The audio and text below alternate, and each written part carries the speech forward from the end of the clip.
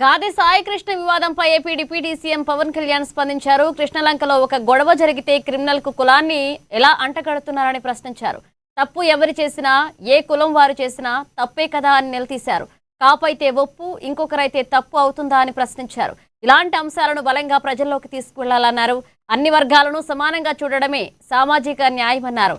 కుల రాజకీయం political victory అవుతుందేమో గానీ సామాజిక విక్టరీ కాదు అని పవన్ స్పష్టం చేశారు. 14 ఏళ్ల ఆడబిడ్డని 3 రోజులు గదిలో బంధించి చాలా రకాలుగా హింసించి చెప్పుకోలేక బయటికి ఇవన్నీ వస్తే అలాంటి వాడు ఏమైపోయారో తెలియదని ఆ కేసు కోర్టులో జరుగుతుంది. అతనికి వత్తాసుగా వీళ్ళందరూ వెళ్తారు. తల్లి బాధ వేరే, తల్లి బాధ నేను అర్థం చేసుకోగలను. కానీ అతను చేసే వృత్తి ఏదో క్రిమినల్. అతను ప్రొఫెషనల్ క్రిమినల్. అతను ఒక ప్రొఫెషనల్ క్రిమినల్ను ఎలా వెనకేసుకొస్తారు? ఏ బేసిస్లో వెనకేసుకొస్తారు? Just because he's your caste. మీ కులం అయితే సరిపోద్దా?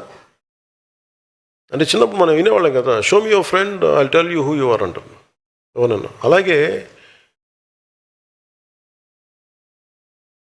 మీ నాయకుని చెప్పండి, అతనేంటో మీరేంటో నేను చెప్తానని. ఇప్పుడు చూడండి, సోకాల్ లీడర్స్ అందరూ ఎలాంటి వైపు మగ్గుతున్నారు వీళ్ళందరూ. అంటే ఏం మెసేజ్ ఇస్తున్నారు వీళ్ళందరూ? కుర్రాడు 14 ఏళ్ల ఆడబిడ్డని 3 రోజులు గదిలో బంధించి చాలా రకాలుగా హింసించి చెప్పుకోలేక బయటికి ఇవన్నీ వస్తే